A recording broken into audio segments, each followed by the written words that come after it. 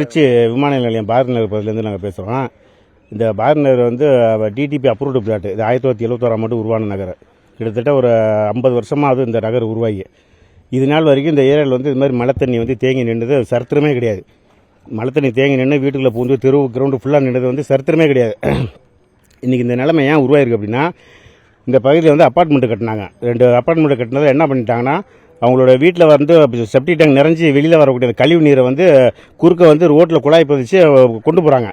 அப்போது வாகனங்கள் வந்து முன்ன பின்ன போயிட்டு வரும்போது என்ன குழாய் உடஞ்சி போயிடுது. அதனால கழிவு நீர் வந்து ரோட்டில் வந்து தேங்கி நின்று துர்நாற்றம் வீசி சுகாதார சீர்கேடு ஏற்பட்டது. அதனால என்ன பண்ணுறாங்கன்னா, அந்த வீட்டு உரிமையாளர் வந்து 2-3 தடவை செலவு பண்ணிவிட்டு அவங்களுக்கு வந்து எங்களுக்கு செலவாகுது அப்படின்னு சொல்லிட்டு வேணுமே என்ன பண்ணுறாங்க, 2 லோடு மண்ணை கொண்டு வந்து கப்பியை கொண்டு அடிச்சிடறாங்க. ரோட்டில் அடித்து மேட் பண்ணிட்டாங்க. அப்போது தண்ணி போகக்கூடிய வழித்தடத்தை வந்து அடைச்சோம்னா அது எப்படி தண்ணி போகும்?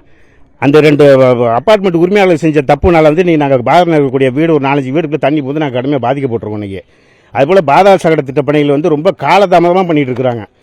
கடந்த நவம்பர் மாதமே வந்து மார்க்சிஸ்ட் கம்யூனிஸ்ட் கட்சி சார்பாக வந்து நாங்கள் சில போராட்டங்களை முன்னெடுத்தோம். அப்போ என்ன பண்ணால் 3 மாதத்தில் நாங்கள் முடிச்சிருவோம் அப்படின்னாங்க. இன்ன வரைக்கும் பாதாள சாக்கடை பணிகள் வந்து முடியவே கிடையாது. இதுவும் ஒரு காரணமாக இன்றைக்கி வந்து தண்ணி தேங்குறதுக்கு காரணமாக இருக்குது. அதனால் தமிழ்நாடு கவர்மெண்ட்டு உடனடியாக வந்து எங்களுக்கு வந்து அந்த ரோடை வந்து அந்த அப்பார்ட்மெண்ட் உரிமையாளர்கள் வந்து செஞ்ச அந்த அக்கிரமத்தை வந்து சட்டத்துக்கு புறம்பாக வந்து அவங்க செஞ்சுட்டு இருக்கிறாங்க.